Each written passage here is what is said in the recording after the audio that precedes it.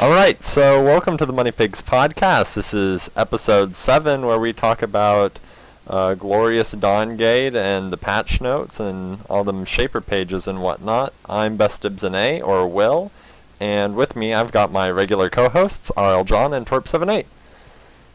Hello. Hi. How's it going? The classic wave. The pig gate opens. The pig gate. The baby cat gate opens. Oh, yeah, right. Yeah, right. So we just had a Dawngate beta test 2 days ago. I know last week we were feeling a little deprived because we hadn't played in a while. But I mean, over the weekend, I just sort of locked myself in my room and played Dawngate for about 18 hours out of 48. I sort of emerged on Sunday, like, what is this outside? Where am I? It was not ideal. FedEx came through in the clutch for me because I've been waiting for the PC to come back from getting repaired, and I missed it the first 2 days, even though we left signs all over the door. But the FedEx guy came at like 10:30 on Friday, so I was able to get everything up and running in time, and it made me very happy. So then, yeah, I pretty much did the same thing and just played for 2 days straight. Yeah, because Randy had the MOBA fry earlier, and that's why he was having to Skype from his hot room earlier when we were doing the last podcast. Yeah, now we get the beautiful skylight. The sky, it's quite a feature. Yeah. I was thinking about putting one of those in my house, except for I live in a basement, so it might not work. But you could look up into the floor above you. Yeah. How's the revamped computer treating you? Oh, everything went smoothly. Yeah. Yeah. Everything's going great now, so. What also went smoothly is the 2 days of beta testing. We had no crashes on Waystone's end, which is nice. Well, I wouldn't say too smooth. I mean, it went smoothly enough, yes. But Smooth. There was a couple couple matchmaking hiccups. Yeah. That login thing where you have to change your name on Origin just to log into the servers. I had to do that. I had to run around as Twerp84 all for the beta. But yeah, I mean, we could quickly address some of the common errors people are getting right now. It's like database open semicolon or open parentheses 2 close parentheses. Something like that. Yeah, like if you get that one, you need to just go to the change your origin ID and you change that, and then you can log in perfectly fine. So if you or any of your friends encounter that error, if it's still around next beta test, just change your origin ID and you should be good. I've known like 3 people affected by it. As well, we had the matchmaking issue, which will hopefully be hammered out next patch, where you got the waiting for game to start and it just sat there forever, and you had to relog, and then matchmaking worked great. And that was really the only error I encountered with matchmaking. I mean, it was working perfectly in regards to matching you with people of similar MMR. Obviously, it's going to take a while for the middle seed to sort out as people rise to the top and fall a little below the median, getting the wee low sorted out. But I know that me and Randy certainly got pretty high, and we're experiencing like 10-20 minute queues pretty regularly on every game. Yeah, when I joined you guys on the freeload train, like it was pretty quick. My first 2 or 3 games were like 2-3 minute queues, and then after a nice little win streak, it started popping up to 10, 15, 20. I know, Randy, you said you had what, like a 40-minute queue at some point? Yeah, we were doing a pre-made. It was me, Twerp, Acids. We had another guy, Vs, and we were playing with the dev Buell, and all of us are pretty high MMR guys, and we would get like a 20-minute queue. Somebody wouldn't accept. We'd go back in queue for like another 20 minutes, and like we sat out of game for almost 40-45 minutes, and yeah, that was kind of annoying. But again, too, I think that was coupled with the fact that, I mean, people were saying that the matchmaking was slow on the second day, and we had some other issues with that. But I think that was more I think that had more to do with there weren't. I mean, that's sort of a trade-off of matchmaking, is when you don't have a huge population, game queues aren't going to be instant, and that's something that League of Legends has sort of spoiled people with in terms of having a million players on searching at any given time. Is there's going to be people in your ELO bracket, and you're going to get matched with them very quickly, under a minute every time. So, I mean, as the beta ramps up and as people's ELOs get sorted, you're going to see better matches getting made, and they're going to be getting made faster. Right, well, one thing I could just see from site traffic on MOBA Champion is that Friday was about, or Rather, Saturday was about 75% of Friday's traffic. So I don't know how that correlates to people playing the game, but hopefully reasonably close. So I can see why the matchmaking would be a little longer on Saturday. And also on Saturday, people that had played on Friday would be able to have their matchmaking rating go up or down based on how they did. Whereas on Friday, everyone's right at that 1200 even. Did we lose No. John? I think we might have lost John. John's internet did say it was not optimal. I think he's back. Hello, John. Are you back? Oh, did I lose? We're losing you. Oh, what part? Yeah, I see your face. I've got you on cam now. Okay, I think we're good. We lost you at 1200 even. Yeah. Oh, right. So yeah, so whatever like the base value is on Friday night, everybody that queues up is gonna, get into the same game. But after 10, 15 games, those people are gonna diverge. And especially with a small community, if you want your balanced games, you're gonna have to wait to get enough players in your elo range. 'Cause I'd rather wait 20 minutes for a good game than just get a random game and stomp all day. Yeah, I mean that's certainly true. I mean, there were some games starting off where we were getting matched off, and I mean, econ or kill difference was being made like 13, 14 minutes into the game, and it was really one-sided, mostly just because there was, one player on one side that was unskilled in regards to the rest of the rating. But I think these issues are going to be quickly ironed out as more beta tests happen and as more people get their hands on keys and get in game. Yeah, I mean they did the 5K key last week with the RTS Guru, and obviously they're giving away a few hundred as well. But that's still not a big number, especially when you think of how many people are going to sign up, play a game or two, and then be done. So I think they just want to get matchmaking out the door, be like, yeah, give it a try, make sure it more or less works, and then as they start rolling out, more thousands of players, then queue time should go down, hopefully.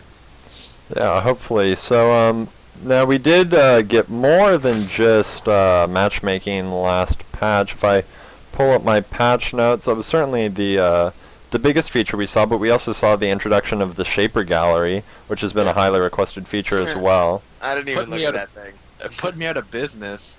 Put you out of business? Well, you can't have the client open at all times, but they do have the Shaper pages up, and you can take a look at people's abilities out of game, which is really nice for a way for people to launch the game and say, hey, I want to get acquainted with things before I start playing, and maybe they don't know MOBA Champion exists, so it's awesome that feature is there, and we're going to see that continue to evolve, and as a way to just check out what Shapers are in the game. Well, it's something that they needed to do. I mean, you can't just rely on fan sites to communicate who the champion or shapers in the game are, right? Like, I mean, you can't just go into a game and take your pick there. There needs to be some sort of resource available to players to have a educated guess of who they're going to play and what role they're going to play prior to playing their first game. So. Right, and we even saw some foreshadowing for the assassin tier with no assassins in, so maybe that has something to do with the lore reveal today that we'll talk about here in a bit. Could be. Could have something to do with adding an assassin. We can get to that after. Yeah, we can work our way through, but we'll hint about a future topic we'll be talking about. Yeah, we're just working our way through the patch notes. I think the biggest change, and one of the changes that I felt had the biggest impact on the game, was that we saw lane minions getting their experience per level increased, just overall at the flat. But as they level, it's less. So it's more of an impact early game. And I didn't do the math on it, so I don't know exactly where it makes the transition. Oh, so you know what minute mark it makes the transition? No. Oh, don't troll me like that. But I mean, I forget the exact number, but was it 28 jungle camps spawn at the 2-minute mark? Yeah. So that if you plot the XP out, it's obviously going to start really high in the jungle. There's just more jungle experience available, and obviously as you clear the camps, it's going to become less. So by buffing the early game lane experience, you're giving especially dual lanes an opportunity to also start at sort of like a similar level.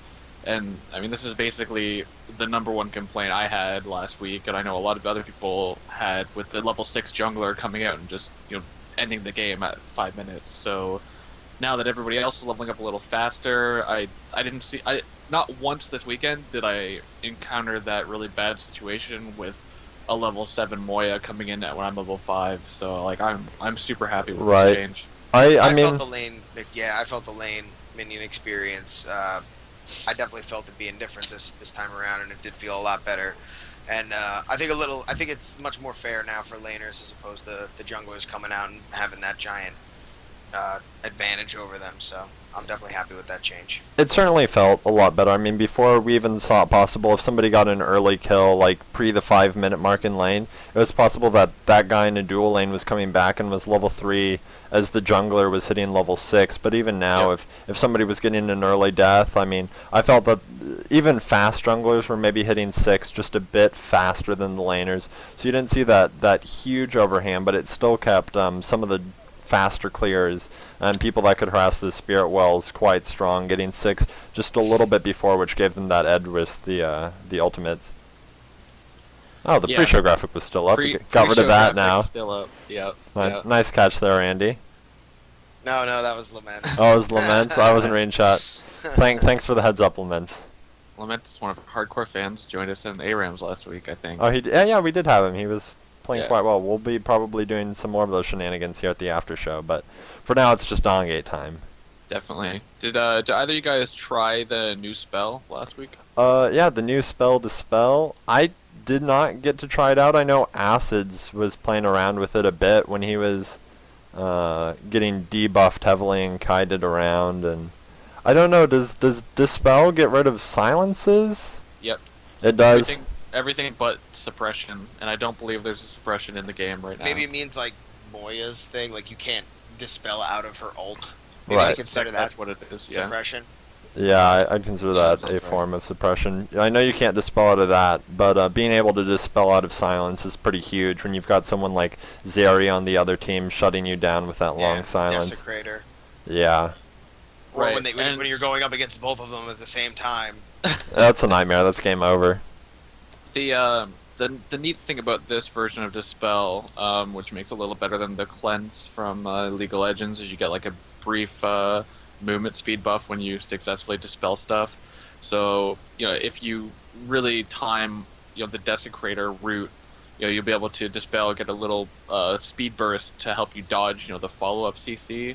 So I think that's a big win, because if you didn't have that, you'd cleanse the CC and you'd still be stuck. You'd have to blow your blink or something else. So it's a nice little usability tweak there. That makes the spell a little more powerful, because the spells in Dongate are quite strong.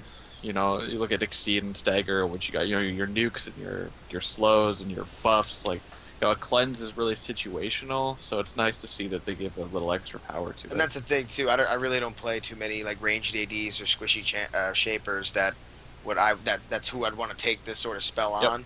But if I was a ranged AD player, I would definitely look into running Dispel, no doubt. If anything, for your level 20 spell, you know what I mean? Like, might as well. Yeah, definitely. It's one of the boring spells, of course. Like, it's one of the bullet point type style spells we talked about last week. Like, you're probably going to see a teleport and a revive coming into the game at some point. You're gonna see cleanse. We saw the barrier, whatever it's Bastion, added the week before. It's just like these sort of like standard MOBA item type choices that just are bound to make their way into Dongate, and so it might be a little less exciting to see, oh look, they had a cleanse this week. But for someone who's playing a range carry main, and you're building 6 glass cannon item build, you're gonna need these survivability spells to survive. So it's a lot of surviving going on there. Yeah, it's always just nice to have those classic options for things, because there's no active items. Normally, you'd say, hey, I'm going to buy this cleanse item now, but I like that the fact that it's moved over to a spell, and that's the option for it. So you're not seeing a necessity for range ADs wanting that cleanse option, being forced to buy that as a 4th or 5th or 6th slot item. It sort of opens it up. They can say, hey, I'm going to take this at level 1 or 10, or they're having an issue, and they can respec into that cleanse, or they can get rid of that cleanse later. So they've got a lot of options there. Yeah, that's one of my favorite parts about this spell system is that it's not upfront. It's a decision that you can make at 3 different points of the game, or really at any point when you want to blow 400 gold. So just giving you that freedom of like, hey, I'm in the lane, but it's not against the guy with crowd control. Maybe I don't need cleanse at level 1. I'll take it at 10 or 20. It's I really like the spell system in that regard. Definitely. I mean, and we also saw the change to stagger, where we saw more distant targets. I guess they were getting a longer slow the further they were away from you, which Yeah. was great for playing more offensively and out of range. Me and Twerp use that a lot in lane. He plays like a really mean lane cerulean. I play the Amaranth. He throws the stagger out and runs in for the flip. And I certainly felt the change on stagger this week. Before, it was a little harder for me to warrant picking up, but because they're sitting back in lane, it makes it really strong for just hard engaging on your enemies. Yeah, it's definitely one of those spells that if you know how to use it correctly early game, and you jump on somebody before they have, before that variant takes the level into his W or whatever his dash is, like you pop, like a couple times this week, we just threw the stagger down and it was instant first blood, like every time. Or at least, they're burning their blink right away, so. Which is a Right, much getting those longer flashes cooldown. out early, which is So, always a great trade. Yeah, Because I exactly. guess it's like stagger has half the cooldown, which blink Yep. does, which is like, that's great. By the time your stagger's up again, you're guaranteed to have about a 2.5 minute window of opportunity to stagger them again, and they're not going to have that blink up. Yeah. I I definitely just like the change of stagger, and it is quickly becoming one of my favorite spells to take first. Yeah, I just like the change, buffing the duration as an Amaranth main because I can use it at max range, and I tried it 2 weeks ago and I really liked it, but it was just even stronger this time. I can keep people slowed long enough to the point where they have no real chance of dodging my combo, and if they do, then they've had to juke into such a position that I'm given more uptime on my auto attacks anyway. So I really like the change. I'm not entirely sure why it's a 1 second slow at melee range, because like I don't know why you'd ever slow someone at melee range when you could just do it from a further distance. That's but true. I'm sure I think there's it's some more of like to balancing punish there. you to like do it. If you do it stupid like that, like you're not going to get any benefit. So Yeah. It also makes, I know that it was a big change to make Wither a little more viable at melee ranges, true. to say, yeah, hey, I'm in melee range with this guy, or if you're a duelist and you're 1v1ing someone and you're both melees, it makes Wither a much more viable option to say, hey, I'm going to slow you and slow your attack speed, rather than, hey, I'm going to try and snipe you running away and, catch up to get a last spell off. I actually did end up getting a lot of sort of stagger snipes of like plays where I was like, I'm pretty sure I'm gonna get a kill here, and then I would just miss it, and I just launched the stagger into the distance because it actually does a pretty sizable chunk of damage. Like I mean, I killed somebody with stagger in one game, yeah, and I was I like, oh shit, I totally forgot this spell does damage. like yeah, I played about I think 10 games this weekend, and I probably had 3 or 4 kills. It Just it straight up, becomes a like, headshot. huge nuke towards late game. It gets up to like what, 430 damage, something like that. I don't Yeah. even remember. That sounds about right. I mean, like I did it when it did like 175, and it was enough to kill someone. like when they 430 saves. magic damage is like that's a huge chunk of, that's like a That's free a lot. spell. That's like somebody's Q Especially on like a coming out. squishy ranged AD with only 1600 health, like who gets bursted by an Amaranth gets away with like that little Right. sliver. Boop! Oh nope, you're dead. I didn't really see like team comps where everyone was taking stagger. I maybe only ever saw 1 or 2 at most. Yeah, 1 or 2. I certainly saw, like, when I saw comps of people where they would run 5 deflects and stack all of those at once, it's just like, it's like dealing with the second health bar when they're, like, just popping all of those deflects one after another. So much damage is getting mitigated. But I've never seen a team just, like, outright all take stagger at level 20 and, like, snipe out one of the players with it, which is something Right. that could be interesting, because I mean you're getting out a little over 2k magic damage, and if you get someone like Zeri in there to drop a Q and lower their magic resist, you're almost going to That be would doing be true fun damage. to do. Yeah, I like didn't the even more I think talk about about this that. idea, the more I'm like, I need Zeri and I need 5 staggers really quickly. With all the spells in Oh, the I game, wish this game was up more often. there's a lot of situations where I want to try 5 of something. Like if they ever do add revive or teleport, which I'm hopeful they do, like 5 teleport strats, especially since you can respec from the locust or whatever. Yeah, I hadn't thought about 5 staggers, but yeah, I could certainly see if a carry is only gonna have 2,000 life, I mean that's it right there. That's your health bar. So. Yeah, I haven't really paid too much attention to just how much health you get up to building primarily power, but I think when I'm Amaranth and I do it, I don't really get over 1600 health. Yeah. So that's interesting. Go ahead. I was just gonna add, like, the numbers on a lot of these spells are actually a lot higher than you'd think, right? Like, I think Bastion's like around 500 shield. So when you start stacking things like 500 shield on Bastion and one of those items that gives you a 500 shield, it might be pretty easy to mitigate this strategy and build against it. That's true. I mean, things do die a little quicker in Dawngate than most other MOBAs. Did we lose John again? I don't know. Did we? Alright. Yeah, I think we did. John, come back. Oh, John is moving. Hello, John. Hello. Yep. Check 1 2. Hi. This is Rogue Leader. I'm lagging a bit. My internet's been pretty bad the last 3 days. I see that. Yeah. Yeah, you're backish. I wasn't sure if you were gonna podcast from the Tim Hortons down the street today. Well, we do have free Wi-Fi at all of our Mortons. It's good. Canada. Money Pigs podcast, sponsored by Tim Hortons. Yep. Sorry. So what were you talking about before? We were just wrapping up some of the spell changes. I know that I think we're going to see some more of those inevitable spells added. Teleport, revive. We might even see them played around with. They've probably tested them internally already, so whether they make it to the main client is a question.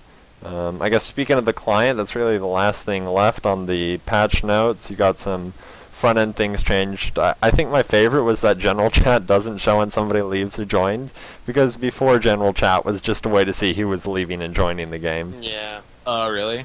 Yeah, they removed it so people can actually chat. I don't really bring it up. Sometimes people bring it up and they're like, hey, we've got a custom game going on for new players or something like that. So it's cool that people are using it to generally chat about things. I use the IRC as my general chat most of the time. Yeah, and I was talking in the general chat for a bit when we were waiting for like 40-minute queues. And I was just there with other people who were in long queues, and we're just like, oh. Maybe we'll get a match together. And then we the same game. And we're like, this makes sense. Yeah. Did any of you play around with the right mouse button being rebindable, or? No. I didn't touch it. It's just like move around button. Like, why would I right mouse button? I don't know how you play a MOBA and just like, I need this to be on left click. I guess like somebody who's never played a MOBA before, like that would feel natural to them. It'll feel natural, I think, for people that play like Diablo and stuff like that. Yeah. I always feel so goofy when I go play Diablo. Yeah, I was playing a bit of Path of Exile the last couple of weeks, and every time I'm like, what is going on? My character won't move. Like, for some reason, they just. Did you try the left mouse button, John? No, I was lagging.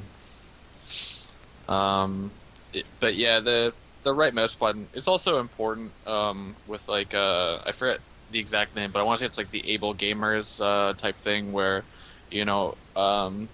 people require different setups for a variety of reasons. So it's really important for any game really to provide as much rebindable keys as possible, because you never know what somebody might need just to play the game. So yeah, that's true. It's good. Right, it's always good to have options and ways to enable new things, and being able to use all of your mouse buttons. It's always a feature that I like to have. Right, like even on week 1, the way that I kite in League is I use my mouse 4 as attack move. So I go like right click, mouse 4, right click, mouse 4 to walk somewhere and attack move.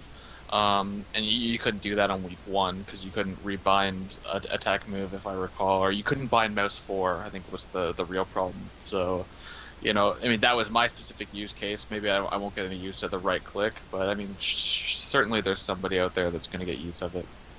Yeah, it's I mean, I know that there's people that bind attack move specifically to their right mouse and put move on something else, like do the reverse of that, have move on mouse 4 and attack move on right click. So yeah, I know some people that bind like attack move as their default and then like shift right click to move. It's crazy, but I mean it works for them. So yeah, do whatever works for you, feels comfortable. So options are always nice.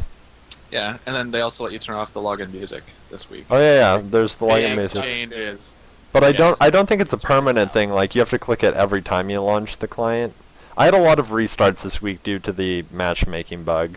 Yeah. We had to restart a lot, especially in the beginning on that first day. It seemed to It seemed to fix clear up a itself little bit on the better. second. I Yeah, think I only had second it day we, happen once. Like the first day was just like after every match, we had yeah, it everybody in really the party was. restarting. It was just like, this is a bit of a nightmare. But it really seemed to clear up halfway through the first day where I was clean. But I know some people were getting really discouraged. Like they would relog 5 times, they still couldn't get it to go away. And Well, part of the bug there was that if one person like disconnected at like a key moment, it would just break like all of matchmaking or something like that. So it was it was weird. like one person leaving the game would just screw everybody, and Friday night you'd see a whole bunch of people having that issue. But Saturday, like I had no problems. I didn't crash, didn't have any problems matchmaking other than like one brief time we had to reconnect. Like it was lucky me, I guess, but it was good. No, I thought it got better as the beta went on. I don't know if people were just not causing the error on the second day or what the cause of that was, but of It's course hard to say. updates to the client are going to come. It's still early beta, so these bugs were inevitable, and I know They're they're doing pushing it. content and features as fast as they can, so it's Yeah, hard they're for doing QA to catch all of the bugs. They're doing a good job iterating on things quickly, so you're seeing stuff like login music hiding coming in like, on a patch, sure, maybe it doesn't save your setting yet, but the next week it will. So it's in my opinion, better to see stuff roll out in sequence than them just have like a boring client that doesn't do much for like a month straight and then try to ship like 50 updates and then, then they have to all QA them that week. Whereas this week, we can take a look at some of them and see how they're working. Raise your baby cats in chat's making me lose my mind. But yeah, I think that was basically it for the patch notes. So I guess we can talk about tier lists. I guess those are things that we're oh seeing my god. pop up all over the forums Everywhere. and subs. I saw 4 Everyone's separate posts. everyone's releasing their tier list, posting their tier lists inside of other tier lists, and Yeah. I think it's because of the Evo tournament. All the fighting game hype this weekend. And yeah, all the fighting game tier lists. You got your exactly. your S tiers for everything, and Yep. what tiers Jigglypuff in? I think the 4th tier, I think, is what they ended up placing. But yeah, I mean, tier lists are gonna happen. Yeah, I think there's something inevitable. There's always a draw for tier lists. People want them. People like to talk about them. I think it's important when you're always reading tier lists to know that they're opinionated, and that nothing that anyone is saying is fact about it.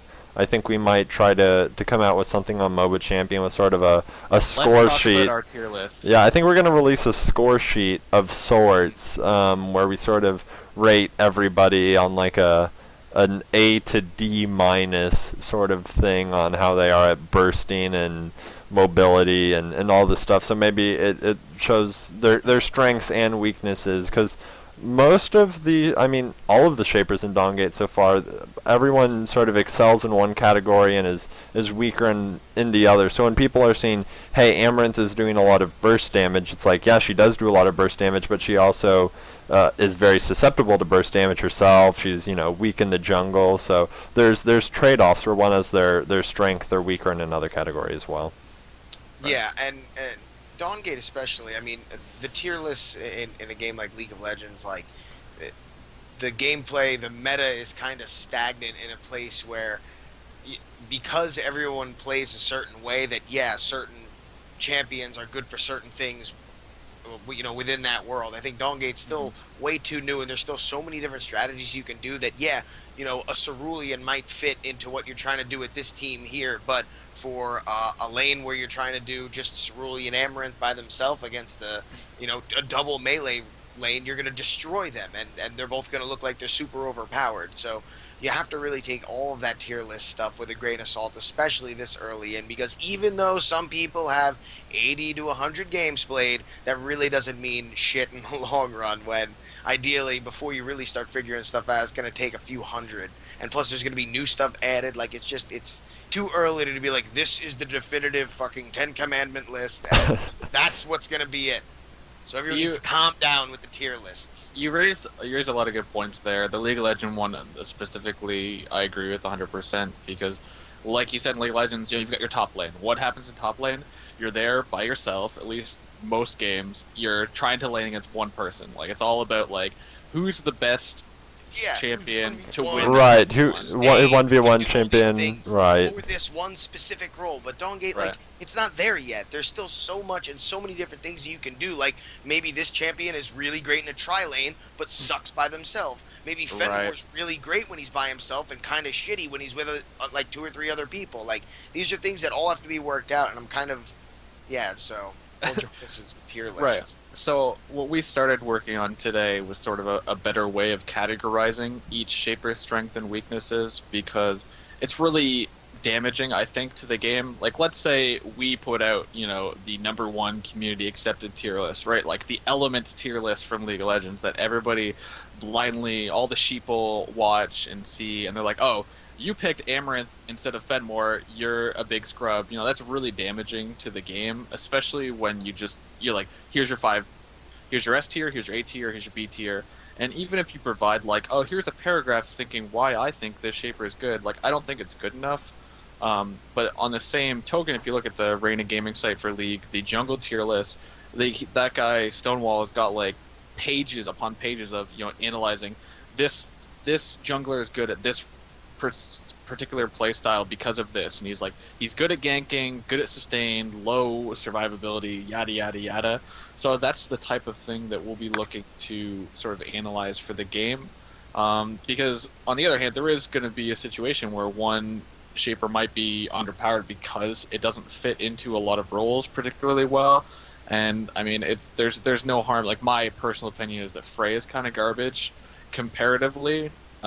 So, you know, it doesn't hurt to, you know, sort of talk about that and discuss why she might not be, you know, the best.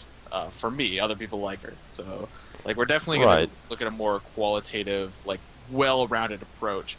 We're going to rank, like, these are good tacticians, these are good gladiators. You know, you don't want to play Freya Gladiator, whereas you don't want to play Amaranth Hunter. Like, that's just a fact of the game. So if we can provide a better service of saying, like, you know, here's some good factoids that'll help your play, here's some recommended shapers, like there's lots of good stuff we can do without, you know, going full this is a shit champion. So yeah, and it's too early to just say someone is, especially any shaper, is useless and terrible. There's people that I don't prefer playing, and there's, you know, people like, you know, Volek and Freya, and people will even say Petrus to an extent, that they're like, oh, they're useless, why are you playing them? Those shapers are terrible. But you know what, like, maybe we were one of our Acids was playing Freya a bit this week, and he was just looking at some base numbers on her ultimate, and he's like, oh, maybe I've been building this shaper wrong the entire time. There's still things that need to be worked out and tried. There might be something that no one has done yet that's so incredibly overpowered on Freya that you're like, oh my god, I can't believe we didn't see this. When, you know, that kind of stuff happens all the time in this genre of games. So again, it's still very early in the process. Right. If I could just interject really quick. I mean, I got to get in here. I got to interject. Nope. No, go ahead. Just looking at Kel's numbers, he looks pretty underwhelming. I mean, he doesn't have anything above a 1.0 power ratio, and he just sort of looks subpar compared to, I mean, someone of a similar archetype like Desecrator, who has higher numbers across the board, has sort of ranged initiation type stuff, and I always felt Kel cleared well in jungle and had good ganks, but there were always people that, you know, where is Randy going? Randy go.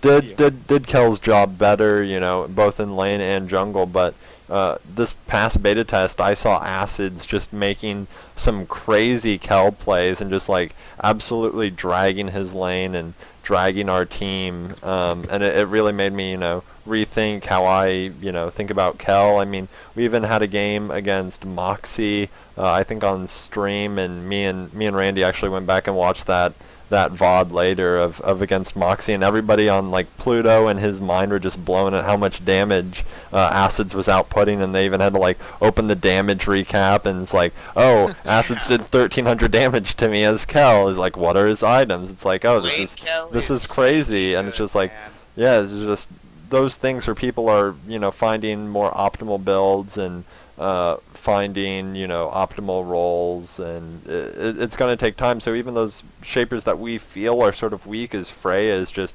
go out, try something that you might not think works, or some of the other items, and trying to build them into a state where they feel a little more viable. Because I think everybody currently still has that potential. Well, one of the other things you had mentioned today when we were sort of discussing, the first steps of putting this comparison chart type thing together, is that there's also, lane matchups to consider. I see in IRC a lot of people saying that Amaranth is just too strong, but you can look at really early counters like Zeri, who has a silence with just a slightly longer cooldown than Amaranth's Q. So you can take these matchups and just completely shut them down. So we're definitely going to have to talk about sort of the lane synergy, and as well as the lane countering, because I've been having a lot of success with Amaranth lane with Desecrator, landing CC into a giant burst combo. But you throw a Zeri into that lane, and I can't do it, right? The silence just interrupts my combo. It's got a longer range than my Q. It's just not going to happen. So, combining the lane counters, the lane synergies in with everyone's strengths and weaknesses, and there's just too much to just say this is a good hero, this is a bad hero. Oh, I mean, there are certain shapers that we can consider very good at the moment. Like, I mean, in the jungle, Moya, that's her home right now, man.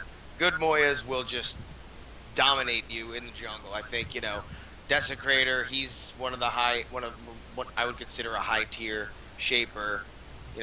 Anyone who has that high damage across the board and still does other things well, it's like those are going to be the shapers that I think people are going to gravitate towards.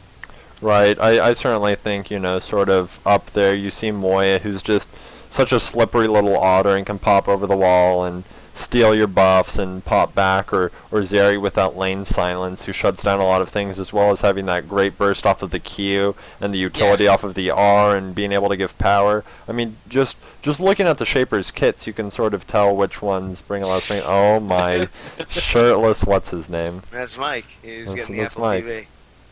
Shirtless Mike. He's got to go to bed. He has a real job. Good night, Mike. I know, it's hot in here. So yeah, obviously there's some really strong shapers, and we're going to be trying to create sort of a chart or infographic, if you will, for people to look at and look at the shaper pages. Right. So, I mean, needless to say, this isn't going to be out tonight. It's not going to be out tomorrow. It's going to take 2 or 3 days. We're going to be weighing in with a lot of people's opinions and get something good out. It's got to be quality, and I'm really interested in what Waystone will think with sort of our end results. And I don't know if they'll comment on it. It'd be great if they could, because I'd like to see how their data lines up with our perceptions, because I suspect they're going to be very different. So I'm getting lost in chat. There is diminishing returns. It's based off of the max haste cap. You can do shenanigans with Zeri. The soft cap is about 77-ish%. Is about the highest you can get. The full haste build. Yeah, if you go full haste on Zeri and somebody else, about the highest CDR you can get is about 75-77%. Right. I mean, it sounds really high on paper until you remember that all you have is haste and you're squishy and you don't actually do a lot of real damage compared to someone that might go 6 items in a more well-rounded direction. It's very trolly to do that on someone like Desecrator and just have someone in a constant state of lockdown. It's also based off. You have to remember that people have a spell haste ratio and an attack haste ratio. So by buying 1 point of haste, you might only get 0.2 more attack speed, but 0.8 CDR. So there are formulas for that. I think I've got that somewhere. I can pull up a graph for it. Is my audio okay? Yeah, your audio sounds sort of like crap quality because your internet's being bad. Damn it. Would it help to rejoin the call, or is it acceptably good? I don't know. I don't know if it's going to get any better if you drop out of the call and rejoin. You could try, but it might switch you and Randy's windows. Oh. I'm just going to post this. I'll post this as well up in the VOD. If you copy and paste that into your web browser, that shows you what the cooldown looks like on haste Haste is on X from 0 to 300, and this is for a ability with a cooldown of a base of 10 seconds.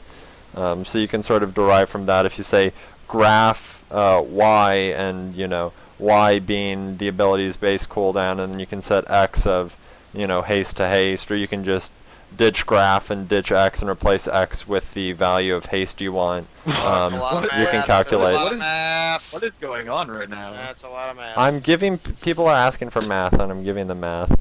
Now you're gonna have to go to the VOD and like paste like the link over top of the video, or anyone's watching is gonna be like, what the fuck? I'm gonna have to. Gasty actually gave me the formula like before the first beta even happened. I was like theory crafting with Gasty in the IRC, and I was like, Gasty, talk math with me, and Gasty was like, I love talking math, and he gave me some of the formulas. So that is the haste one. I always remember the very first like introduction to Dawngate. They had like the video where they went through all the developers and like showed his like TI-89 just sitting on his desk. I was like, what is this? Welcome to Gasty. But yeah, that's haste. Where were we before I got off track from those haste questions? Tier list. Tier list our things. version. I don't want to call it a tier list because I don't think that the game is that simple, so hard. Right. You brought up a really great point earlier. It was something you were talking about Zalgus with, and you guys were sort of riffing about how roles have a huge impact on just making tier lists unstable. I mean, an Amaranth with Predator getting kills early is going to be pretty strong. If they're not getting kills with Predator, they're going to be a little weaker, so it's really hard to definitively say where somebody is strong, with what role are they strongest. It all depends on your play style. Really affects the strength of the character and how you play them. Like, you can play a really support heavy Amaranth, for example, focused more on Q harass and just sort of going more CDR, trying to get sort of your slows off and have faster ults up to sort of disrupt people. So there's a lot of different play styles, and the roles really help to let people sort of play towards what they feel like playing, and it also has an effect on their strength and how they mesh with certain team comps. There's a lot of difficulty variance there as well, right? The tactician role I think is generally the easiest to play because it's safest, right? You get your extra gold XP from your lane. You don't have to worry too much about last hitting, but it's also my favorite role because you can focus purely on just being a jerk, right? You're in lane, you're just knocking people with your Qs and just trying to push them out of lane. But roles like the Predator and the Gladiator are certainly a lot harder to play. So playing Tactician Amaranth is just so much different than playing Gladiator Amaranth, and the difficulty level is just miles different. That it's hard to say. Is Tactician Amaranth an S tier character? Is Gladiator Amaranth an A tier character? Like there's just too much. There's too much in the air to like just say yes. That's how good they are. See, then the problem is if you're playing Gladiator or Tactician as your role, that means you're not playing Predator. And if you're not playing Predator, you're not playing correctly. Yeah, there was a lot of times last week where we were rolling one Hunter, 4 Predators, like even on our physical ranges, like we would have a Nisa, and we'd have our Nisa going Predator as well, and we would go just total kill-centric, like we're going to roam around as bros, and we're just going to build a huge Vim and XP lead off of harassing Spirit Wells and getting frags. I'm telling you, that one time we let one of the enemy team's Spirit Wells like stay in their possession for a very long time. So all the gold in those workers built up to I think whatever the max was, and we rolled in there on a full Spirit Well, and I could have swore that I got 600 gold. We did. All the There was. I'd have to pull out a was at calculator and do 2K the math. After we just won a team fight, and then we went into that well, and I swear to God, we walked out with 2,600, and I was like, holy hell, that's more gold than Parasite. Like, that just goes to show you how good, like, you could have done nothing all game long and not had a lot of kills, but right there, just because you have Predator, like, it makes that role worth it. Like, just because you don't get kills, don't think Predator is not worth it, because those Spirit Well workers, that is a huge chunk of money we got. Right, we all rolled in, and it's not even split, so there was 4 of us, each getting about 15 apiece on a worker, 18 of them. So we had one person getting like 300, and then like the four of us picked up like 540, 550 gold just right off the bat. Just one cerulean twirl and a couple glory hits, and we walked away just like 600 gold up. I'd be interested to sort of math out the difference if you had to just taken that spirit well earlier, but it's too much math at this hour. So No math. none, no more math. Not after Will's like rant there about use solve for X DDR. Anyway.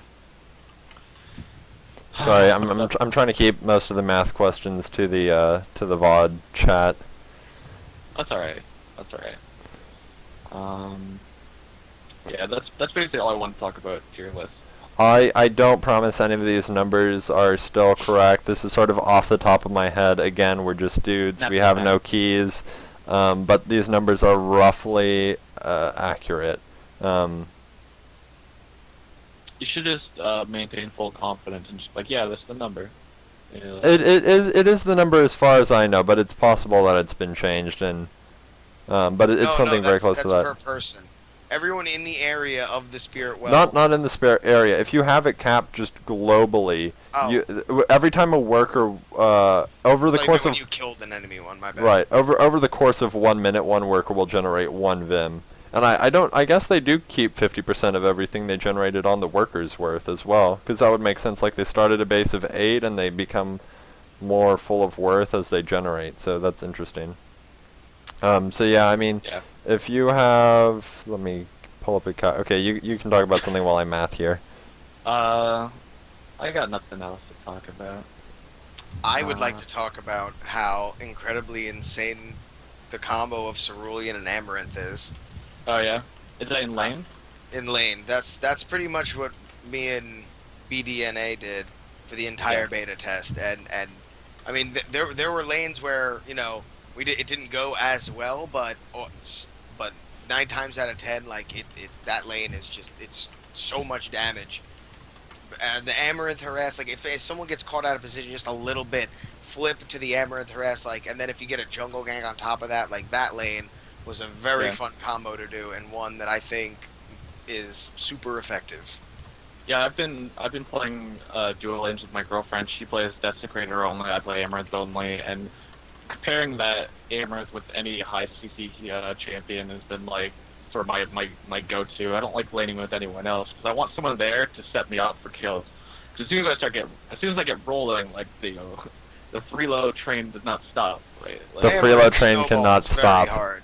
Yeah, she does. Yeah. I agree to that. I mean, people were arguing, saying, why would you play Amaranth over Fenmore because Amaranth just bursts so crazy and does all this damage. But Fenmore is one of those shapers where if you let him ramp up and get past like that 20-minute mark, he's going to do just all of the damage you could want while staying alive, not dying, drawing fire, and just he's going to make everyone really sad on the enemy team. So each shaper still kind of has their where they excel at, but Amaranth with a CC in lane is just very good early game. I think both Amaranth and Fenmore are sort of right around that same level where they're both super strong, and I can feasibly see why you'd want to take one over the other, right? Like a front-loaded comp is always going to want Amaranth, right? She's just going to go in and do it. But Fenmore, much like Vlad in League, once you sort of get above that level, like you just can't stop them. The sustain's too high. Pain sort of helps to mitigate it, but it's not like a hard counter that you can't shut him down because his damage is just so high, and he's got the AoE almost as good as Amaranth. Amaranth's tidal wave is good, but her E doesn't have pass through, whereas Fenmore's Q, is going to shoot through and hit the entire team, guaranteed. And it goes a little longer as well. Amaranth's ultimate's a little short. Yeah, I mean that's the thing about Amaranth. I posted most of my maths up. I was just going to say that's the thing about Amaranth is to get that additional range on her ult, you pretty much have to wave ride rush someone, which takes away your escape. So Amaranth is going all in, and if she's missing her abilities, she's going to get caught and have a bad time. And if your team doesn't follow up and you don't get the kill out, they're going to turn on you and you're going to have a bad time because those cooldowns are just long enough that you're going to be left with nothing but your right click after you blow all 4 of your abilities. there's a common mistake I see a lot of people do when they play against casters in general, is that they get hit by a combo and then they'll shy away, forgetting that that combo has a cooldown, and especially with Amaranth sort of, before level 11, while her E is still going to have a really long cooldown, you've got a timing window where, you're capable of returning the harass. And I just see a lot of people, like, they let me Q them and they just run away. I'm like, well, perfect. I just got free damage. I believe, rank 5 Q 6 seconds. So 6-7 seconds later, I'm just going to do it again. But, if they play off my aggression and turn it around, it's very easy to shut her down if she uses her W offensively. It's just, I think people are just too scared of, what she can do. So when I play against Amaranth, it's hilarious how easy it is to counterplay another Amaranth, because they project what they're going to do so easily. They always W in, and it's so easy to just juke to the side, and then you're in the power position. Word. Basically, mages. Also, trading is just completely different in this game, because if you're, say, someone like Predator, and you're just even trading with the Tactician, you have to remember that they're getting, 15 or 30 Vim up on you every time you trade. Well, you're just getting damage in, so sort of my recommendation is never try and trade with a Tactician unless you're trying to whittle them away to go for a quick kill soon, because otherwise that Vim lead is really going to benefit the enemy team over time. Yeah, stuff like that is it's definitely something you have to consider, because if you're playing Predator and Tactician, you can get behind that way. If you're not capitalizing on your harass and eventually getting the kills, then the Tactician's going to beat you in lane. Just another reason to show you why tier lists make no sense when there's roles involved in this game.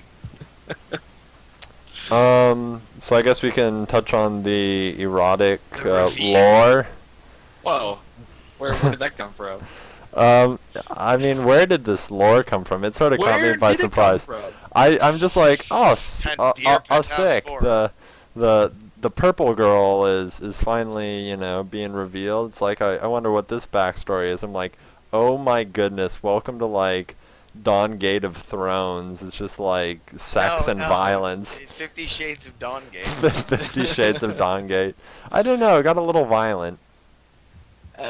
Sure. I mean, but violence was not the takeaway I got from this Shaper reveal at all. No, I sort of got that, this Shaper's sort of twisted in a lot of ways. Sure. And again, in game in their little Shaper compendium, we did see a category for assassin with no assassins in it. So it's possible we're going to see, the shadow populating that soon. I mean, it's almost shadow blade thing that she's got in the little picture here. You can't call your Shaper the shadow or whatever, have their vitality be the shadow of not having some sort of roguish element, right? Shadow's completely just an assassin word. This is totally chick on the left on the forums. Yeah, I mean, even just on the post, just to the left, you can see the same little purple blade and. Yeah. But there's definitely an aspect of, this thing I see a lot in these Shaper reveals is like these little balls of light coming off like their weapons. I think Varian's was blue, but it's like I don't know if it's like this art style type thing they're doing, but it's all of their Shaper reveals have had these like powerful light type tendrils coming off their weapon, which at first I was like, oh, that must be magic, but I was like, oh, well, Varian's obviously not magic, so it still seems like a toss-up whether we're going to see physical or magical damage coming out of this one. Right. I mean, if you look sort of, spoilers ahead, off to the left, you sort of see that it appears that maybe she like morphs a shadow claw of sorts. So it appears to be melee-ish, or maybe she throws that. Who knows? It looks magic damage-ish to me. I'm guessing magic. And plus, wasn't Petrus more physical damage? Yeah, Petrus was more physical. So to sort of balance out the magic physical flip-flop. Physical too. Right, so it'd be nice to see some more high magic damage bursts being added to the game, because I mean, Fenmore's a little sustainy until about the 20-minute mark when his ult is getting more ramped up and he's got some items. He's really starting to shine there. So having someone who does some early game damage or having more of a magic damage oriented jungler is going to be interesting. Yeah, I mean, it's still even it, I would assume that she's melee just from her Scythe, but like, or whatever that thing is. I don't know. Is this Scythe? What kind of sword? Is it dagger? I can't even tell. It's some sort of sword thing. It's Magic like dagger. a hand lance. Like Psylocke from X-Men. Ariel's yelling at me. I don't know. I can't tell. It's like hidden behind the Waystones page. But Female Talon. it looks long. Like it looks like a long type weapon. So I don't know. I'm stoked. Hopefully we get some more stuff later this week. Right, and we're probably going to see, I mean, if it is an assassin, we might even see the introduction of a new archetype, possibly, maybe an assassin archetype. I don't know, because you've seen everything else sort of rely, like, all the range physicals have the same base stats and same base gains, so maybe this will have something different than what we've seen before, because you could sort of look at the other Shaper pages and try and match this, so maybe it will have the physical melees, like Freya might adapt those attributes, or something completely original, sort of all up in the air right now. Yeah, I mean, I would suspect that the auto attack type damage would have to scale a little better to make sense of the fact that you don't have range. I think you see the same stuff in League, where your melee type assassins, like even Kha'Zix, right? I mean, his autos are just going to naturally hit harder, because if they didn't, then why would you ever play that type of Shaper? Right. I mean, there's something. Where am I going with this? There's something I'm hoping for. I don't remember what it is anymore. What am I? Let me look at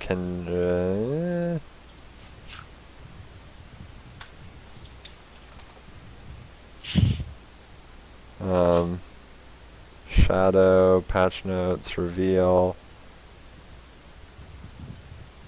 Oh, Unraveled Part 1? Yeah. Even that name sounds like something out of a romance, like novel fanfic. Oh god. Tugging at him urgently towards the collapsing barn, eyes crinkling into a smile. I'm not really reading this, am I?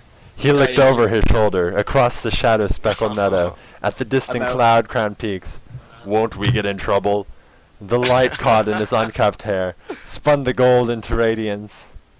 She rolled her eyes and pivoted on a platform heel, wrapping his arm up around hers as she turned. Oh, what a little whore. He grunted in surprise as her chest pressed up hard against his.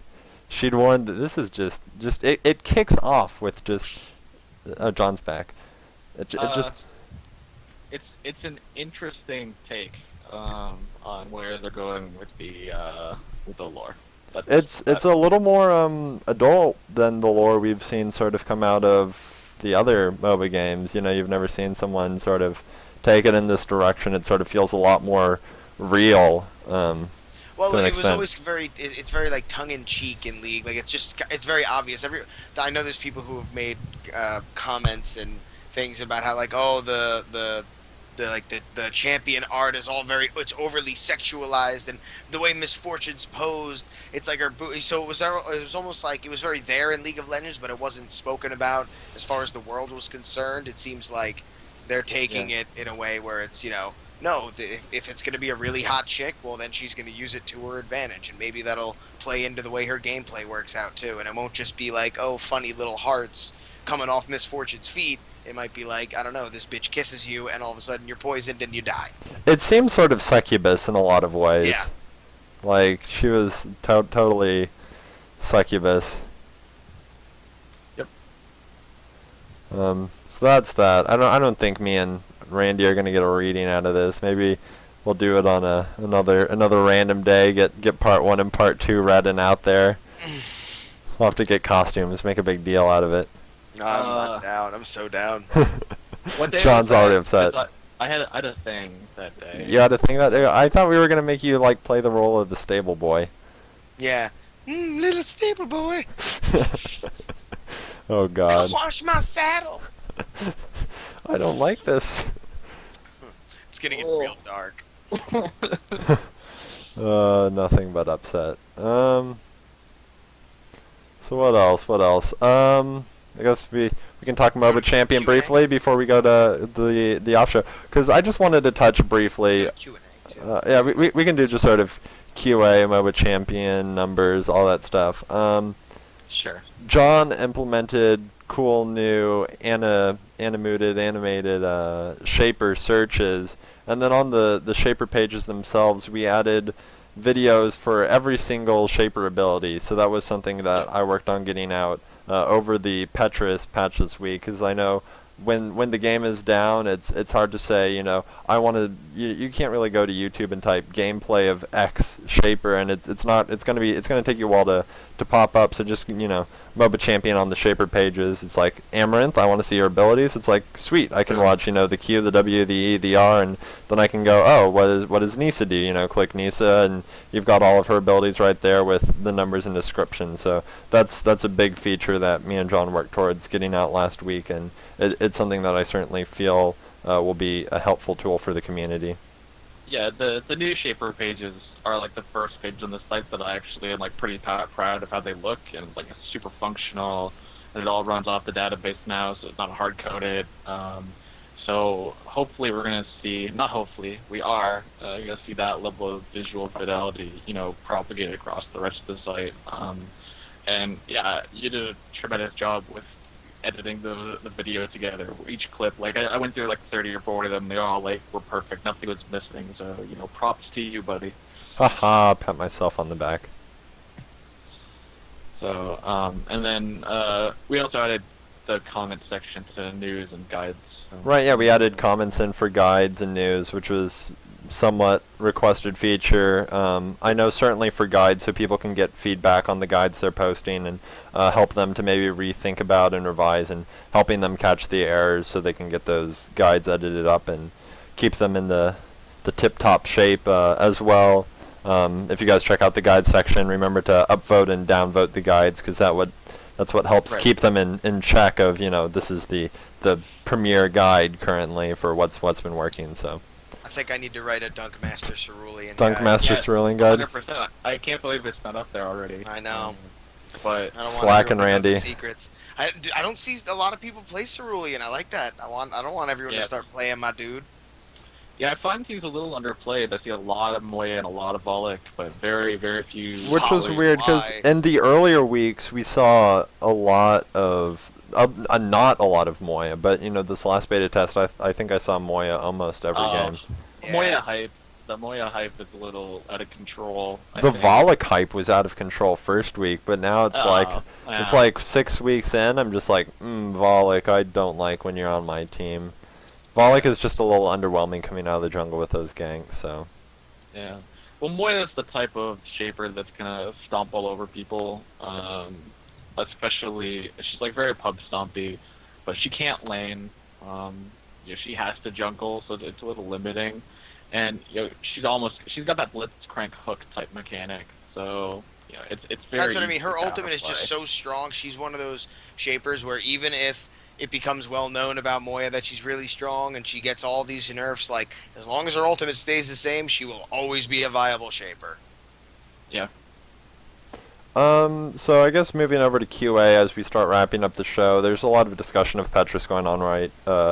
And since we've had him out for 2 weeks now, that's something that I think is relevant to talk about. Petrus is in a place where I sort of feel like all of the melees benefit from building a early glory and rampancy. So you see, glory is similar to your Sunfire. It's giving them damage, and then it does more damage based off of your max health, I believe. And then rampancy just gives you a big chunk of health. I think it's about 650, as well as. It's like a really good Atmos Impaler. Right, and it gives you. They nerfed that a million times. It gives you power based off of. Based off of your health, so those just sort of work in conjunction you're getting more power, you're getting more damage on your glory. So I've been rushing those two items, sort of getting a fast rampancy, fast glory, and then maybe going into aggression to give me some of that early pen, which I believe works off of my glory, letting it do a little more damage, letting my abilities do a little more damage. Instead of working, aggression quickly into something like rage or destruction for further pen. I can sort of vary it up a bit and play a little more dynamically on what my team needs, maybe picking up inevitability for more health power and slows, or moving into a haste item even, veracity, chaos, assimilation. Get that hope, son. Best tank item in the game. Yeah, Hope's really great for going panky, lol. going tanky.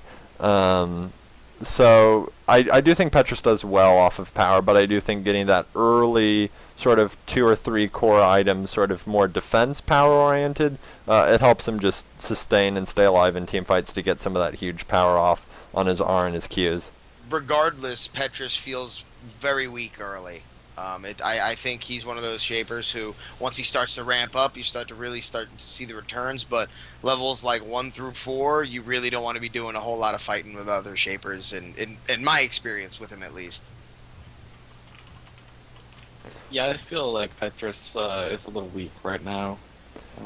He feels like he can't really sustain the best in jungle right now, which I don't know if that's an issue per se. I haven't really tried him extensively with resilience, which does build into pride, or even just trying him by like stacking health pots early and not even starting with an item. So it's interesting what you might be able to get out of it. Do you want to move on to another question? Sure. Do we think Dawngate is going to be an esport? Oh dear. This one.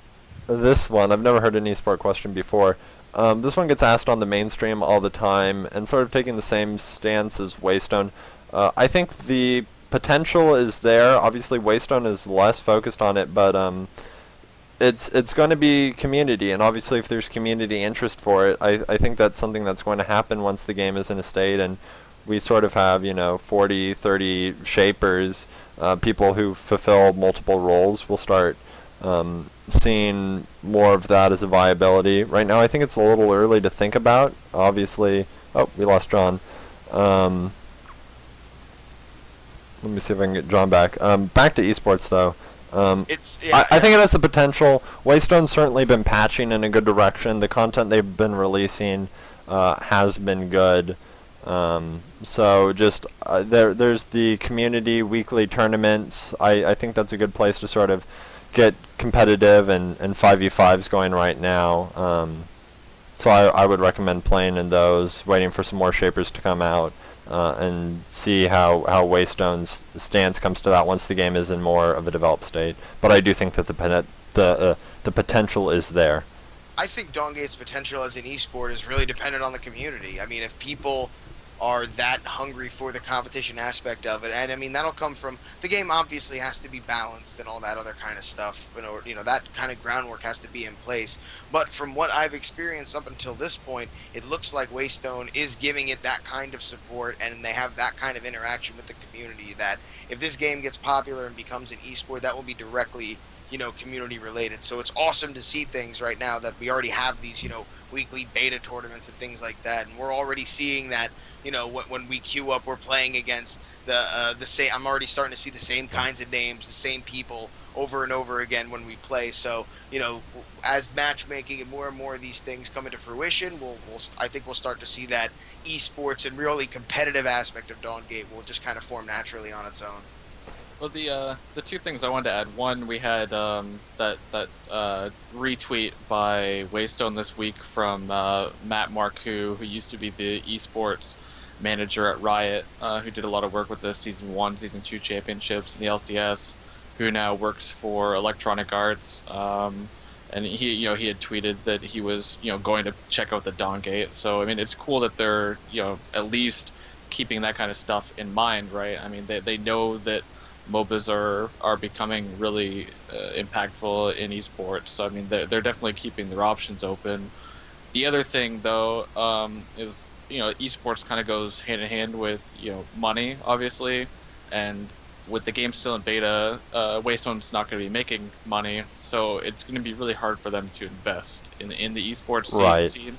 So, like you said, it's going to have to be community driven for quite some time, because no company in the world, even if they're your best friend's game company, that no one in the world is going to bleed money at something that they're not going to get something back from. So I think it's going to be, the onus is going to be on the community for a little bit.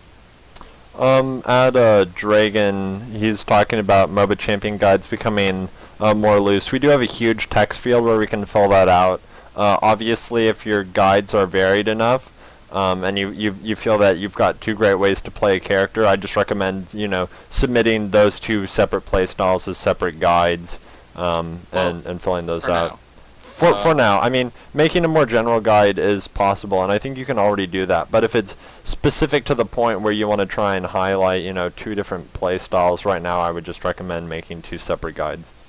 Well, the text fields, I believe, have a 5,000 character limit or a 15,000 character limit. So there's a lot of room right now for you to sort of textually say, my main role is tactician, but it also works as a gladiator.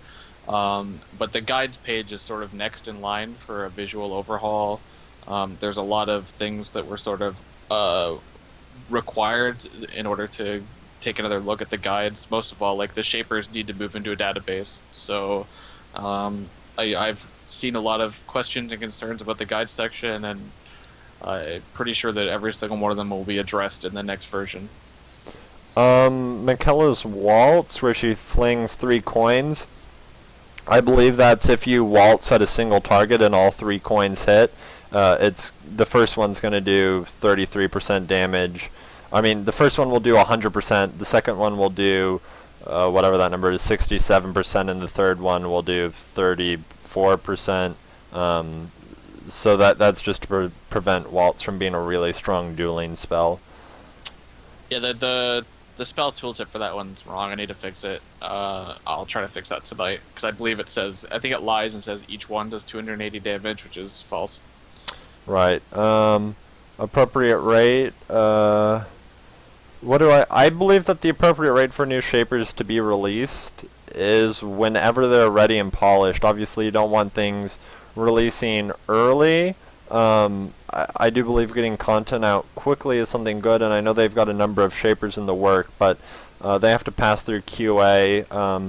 I don't think having the expectations of them any faster than 2 weeks is realistic. I think 2 weeks is about the fastest we'll be seeing for shaper releases. Trying to say there's going to be a new shaper every week is a little crazy. I mean, it could be possible that they stockpile up a couple of shapers and bulk release them all at once.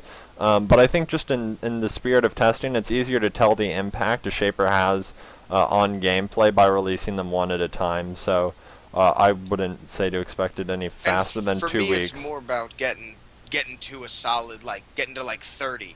You know what I mean? More than it is how often am I getting a new one. It's how quickly can they get to that nice, large pool, but not too large, where people are getting forgotten or you're seeing duplicates. But that's what's more important to me. It was to get that established rather than just keep churning out new ones for the sake of doing it. Right, and draft mode is my preferred playstyle, so they're gonna have to get. Likewise. They're gonna have to get to that 30-ish. I don't know what the magic Yeah, number is. there's not a magic number, but you have to have enough people to fulfill the same role. Like, we need at least 4 different burst mages, otherwise you can currently you could just ban out all of the range physicals and all of the supports if there was even 4 bans. So right, yep. Let's see. We also possibility to get beta coverage on the tournaments. There's no spectate feature currently. So there's obviously more pressing things and features and shapers to be added to the game, but as Waystone adds support for spectating, I know that Twerp and I have an interest for getting into sort of that casting field of things for gameplays. But for right now, you're just going to have to watch the VODs that people release. I know that on any of the people's Twitch channels, a lot of them stream, so you can go back and watch those VODs. I think Mr. Smart Donkey and the team Dang8 put out a lot of their VODs, so you can look for those on the forums and the subreddit in terms of tournament coverage. But until there's really spectating, it's not really realistic right now. Coverage of the tournament, besides just saying, hey, these guys won. That's basically what we were posting in the news section for a little bit. I probably should be doing a better job of keeping on track. So apologies for that. There's no level system right now. Waystone is still working on what that system is going to be, as well as the monetization system. Double jungle is something that's interesting. I personally like just having the lanes taking buffs and working on stealing the enemy's buffs more than I have, more than I like having 2 junglers. So It's less about having two junglers and more about having someone not having being jungle stagnant. control. Yeah, not being static in a lane. And and more about jungle control than it is about having two people like committed to just staying in the jungle. So I think you can get by easily with having a predator on your team who's focused on, Yeah. harassing spirit wells and trying to help, Counter take jungling, money pigs and counter jungle and catch the enemy jungler when they're coordinating there, ganks. and then helping out the lane at the same time. So I personally think it's strong, but you can also have someone like Fenmore in a solo lane who's got that really high sustain, sit there and fend people off while you have somebody else wandering around as a Really hunter safe or a solo, predator. Looking at items, mastery is somewhat rare stat.